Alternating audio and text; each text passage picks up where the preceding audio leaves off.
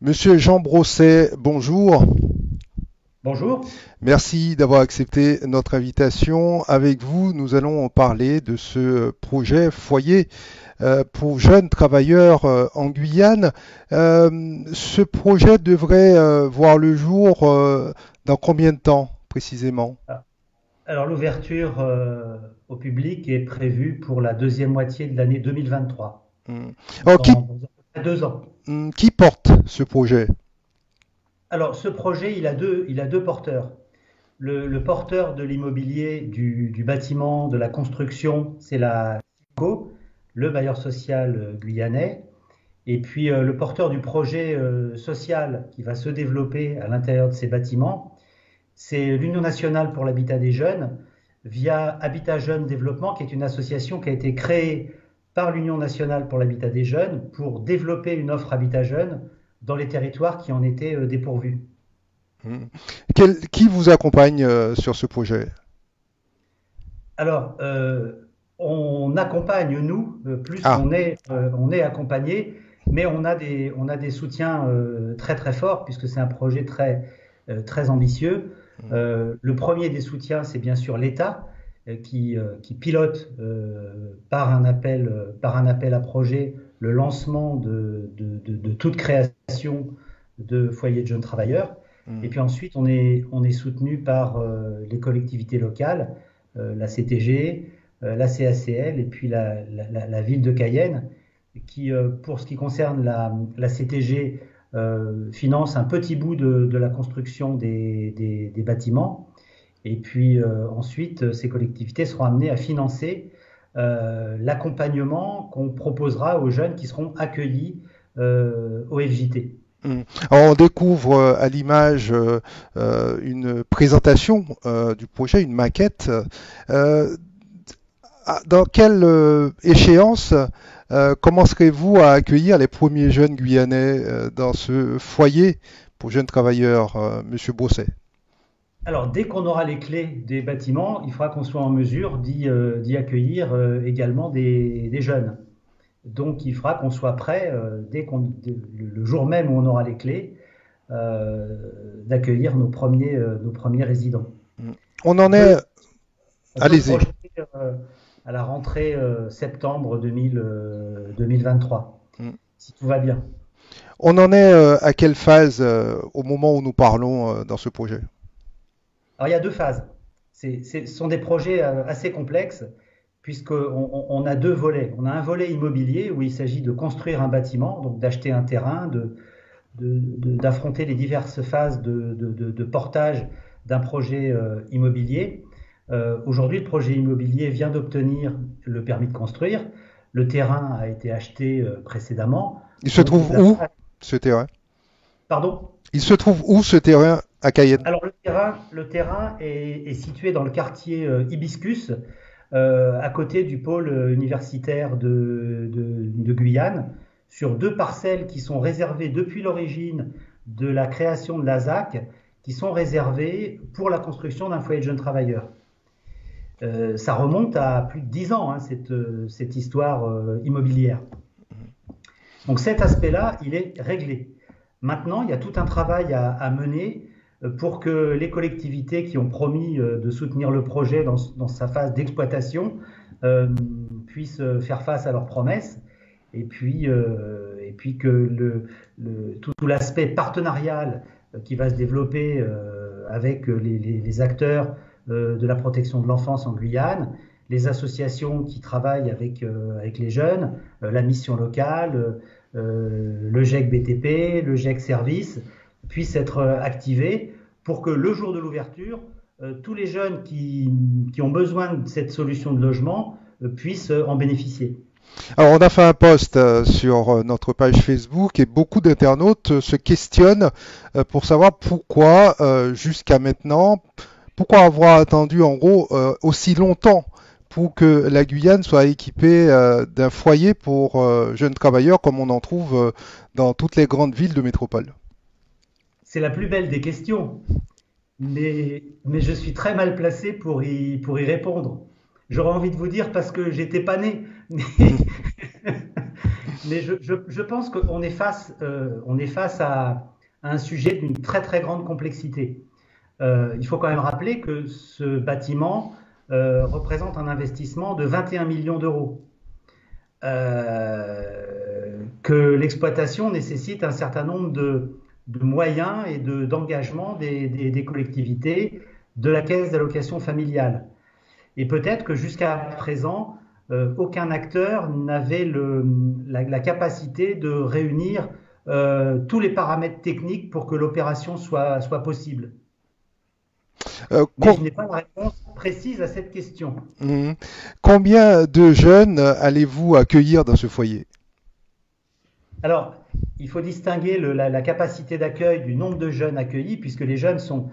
La solution qu'on propose, elle est temporaire, le temps que les jeunes suivent leur formation, et on va avoir 247 logements. Donc, au minimum, on aura 247 résidents, mais avec le turnover, on peut espérer accueillir 400 jeunes par an. Donc, ce sont des jeunes travailleurs, hein, comme son nom l'indique, mais il y aura également des étudiants, donc qui seront soit en couple ou célibataires. Les profils vont être assez divers. Alors aujourd'hui, un jeune travailleur, le concept est peut-être un petit peu complexe à décrire, mais un jeune travailleur, c'est un jeune qui peut être en stage, qui peut être en apprentissage, en alternance, en formation. On peut accueillir jusqu'à 25% de jeunes qui ont un statut étudiant. On a un certain nombre de grands appartements de plus de 50 mètres carrés où on pourra accueillir des couples, on pourra accueillir des jeunes femmes avec enfants. L'équipement est prévu pour accueillir tout type de situation de jeunesse. Avec une caractéristique qu'on peut remarquer dans les foyers de jeunes travailleurs, c'est que l'objectif, c'est qu'il y ait une harmonie dans le collectif de jeunes accueillis, pour que chacun puisse trouver sa place et développer son projet harmonieusement. Alors, quelles vont être les différentes étapes jusqu'à l'ouverture de ce foyer? Donc là, vous venez d'obtenir un permis de construire. À quand le début des travaux? Et à partir du moment du début que les travaux démarrent, quelles vont être les prochaines phases, les prochaines étapes? Alors la première étape de tout ça, ça a été d'abord l'agrément qui a été donné par l'État au projet, aussi bien au projet immobilier qu'au projet social qu'on allait développer au sein de ces bâtiments. Et l'agrément a été donné en janvier 2019. Un an après, on obtient le permis de construire. Les travaux vont commencer dans un an. Et entre aujourd'hui et la livraison du bâtiment, il y a tout un travail de prise de contact avec les collectivités locales pour que leur soutien, qui était une promesse, devienne un engagement. Et puis on a encore quelques agréments à obtenir auprès de l'État, puisque c'est quand même quelque chose de très technique. Et lorsqu'on aura ces agréments, on aura le soutien de la caisse d'allocation familiale.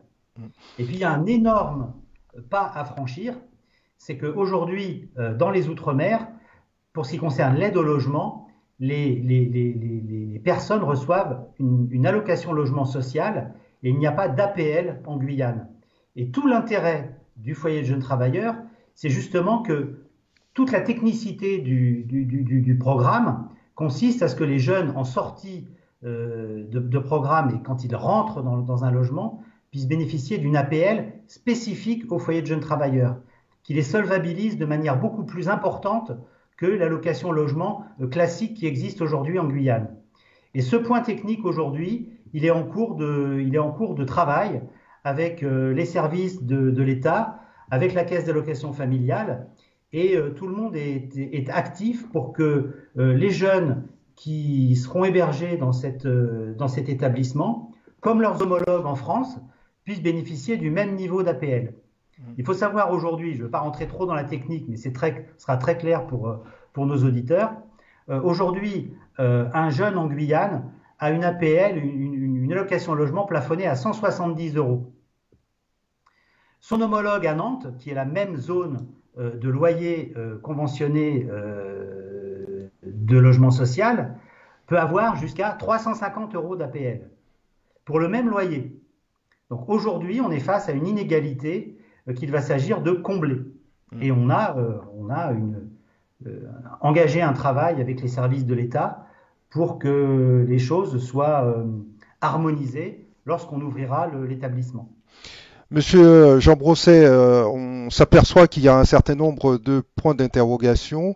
Il y a certaines incertitudes, des réponses que vous attendez, que vous n'avez pas encore. Alors cela m'amène à vous demander, est-ce que d'ici 2023, toutes les conditions seront réunies pour que ce foyer puisse s'ouvrir?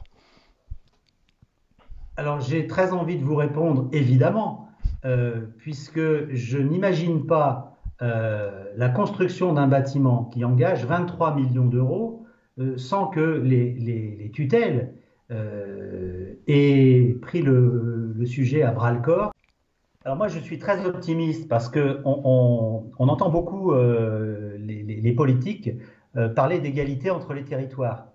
Et je n'imagine pas en 2023 un établissement qui ouvrirait en Guyane et qui ne permettrait pas aux jeunes Guyanais de bénéficier des mêmes aides que leurs homologues en métropole. Et là, je parle tout simplement de l'allocation logement spécifique réservée aux résidents des foyers de jeunes travailleurs, et qui en Guyane aujourd'hui est plafonnée à 170 euros et qui pour les homologues nantais, par exemple, des jeunes nantais, va jusqu'à 350 euros pour les mêmes loyers et les mêmes contraintes de construction des établissements. Voilà, donc ça paraîtrait totalement surréaliste. Donc moi je suis très confiant et on est d'autant plus confiant que l'État travaille à nos côtés en partenariat avec la Caisse d'allocation familiale pour trouver des solutions. Là on est sur des sujets très techniques. Voilà. La problématique du logement concerne la totalité du territoire guyanais et pas seulement Cayenne. Est-ce que vous avez en projet de vous externaliser et d'ouvrir d'autres foyers pour jeunes travailleurs dans les communes isolées, notamment celles de l'Ouest? Alors moi je suis investi dans ce projet depuis 2012. Donc on a évidemment eu des contacts avec Saint-Laurent-du-Maroni.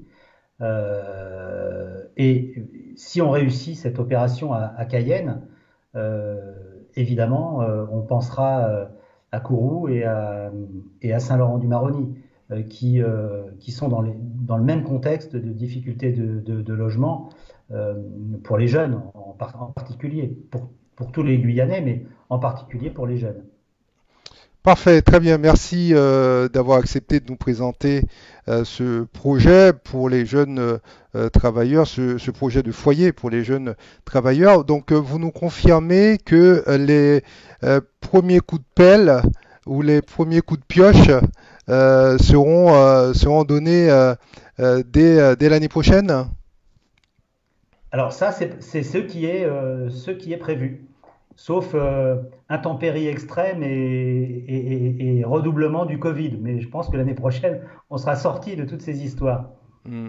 Pour vous, c'est une excellente nouvelle pour les milliers de jeunes guyanais qui sont, on connaît la situation des jeunes hein, globalement, où s'ils enchaînent des petits contrats, où il y a énormément de précarité, le fait de pouvoir se poser le temps de construire un projet personnel ou en termes de formation, pour vous, c'est un passage nécessaire, c'était indispensable, ce type de projet.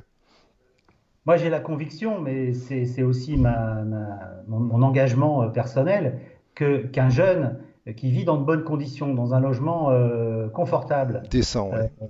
avec un encadrement aussi, une présence adulte bienveillante. Mm. On a beaucoup de jeunes Guyanais qui sont obligés de quitter les communes de l'intérieur pour venir suivre des formations à Cayenne et qui le week-end sont un peu désœuvrés. voilà, traînent un petit peu et sont laissés à eux-mêmes. Bon, bah, c'est évident que ces jeunes-là, dans un contexte positif, avec des activités qui seront proposées, on est quand même à 10 minutes de la plage avec des spots de kitesurf, avec il y a des sports comme le jockey, ce sport guyanais.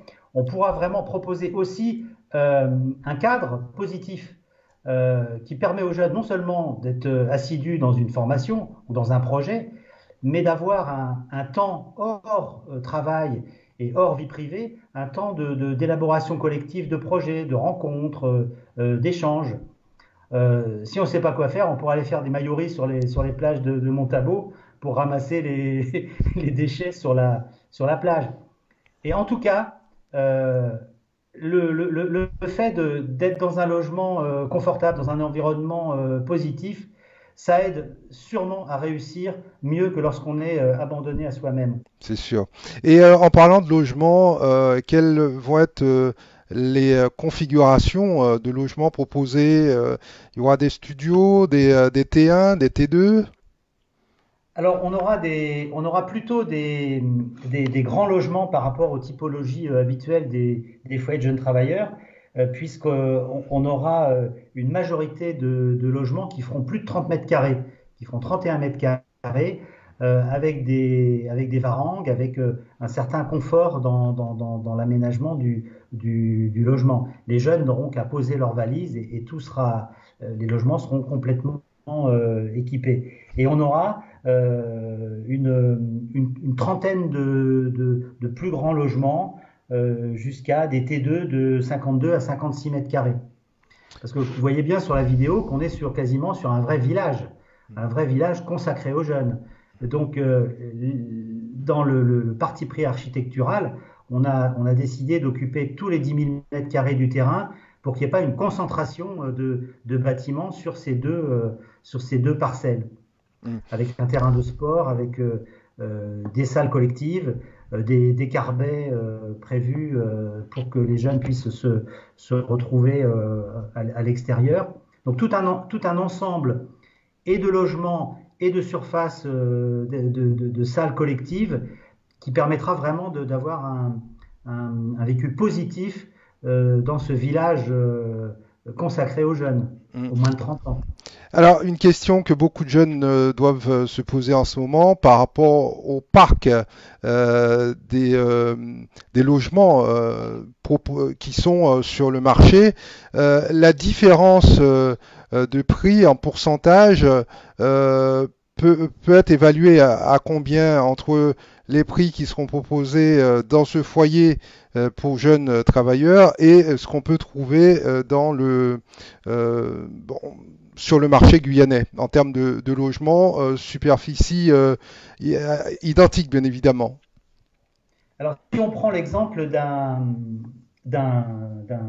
T2 de, d'une cinquantaine de mètres carrés, qui sera proposé pour une redevance d'environ 570 euros, et qu'on le compare à l'identique avec un T2 meublé dans Cayenne de même niveau. Bah, c'est évident que là, quand je suis à Cayenne dans des T2 meublés de cette taille-là, je ne paye pas 570 euros par mois.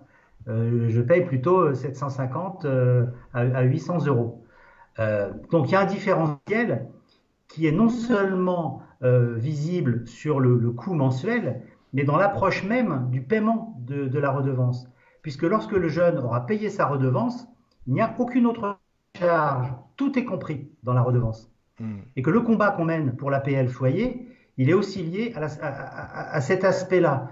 Puisque l'APL foyer est versée dès le premier mois complet dans les lieux et s'applique sur le montant total de la redevance. C'est-à-dire que dans un logement classique, l'ALS ne paye que le loyer. Après, il faut payer l'électricité, l'eau, et il n'y a pas de financement pour ça. Dans le foyer de jeunes travailleurs, on ne s'occupe pas de ça. Les aides au logement s'appliquent à la redevance, qui inclut tout. Donc, ce sera de toute façon moins cher d'un point de vue frontal, mais ce sera mieux aidé par l'APL foyer. Oui, c'est surtout ça. Mais écoutez, on suit de près l'évolution des choses. Pour le grand public, il y a un site internet, un endroit où ils peuvent suivre l'évolution du projet, l'avancement du projet. Alors pour le moment, le projet est dans une phase technique. Euh, on ouvrira dans les réseaux sociaux des espaces pour que, évidemment, les premiers concernés, les jeunes, aient accès à de l'information. Et puis surtout, on a des relais en Guyane avec le réseau de la mission locale de Guyane, l'association Acatige, l'Arbre Fromager, qui, eux, sont impliqués dans ce projet depuis l'origine et qui, en fonction de la montée en puissance du projet, seront activés pour que les personnes intéressées soient informées de l'existence de cette solution. Et Merci puis beaucoup.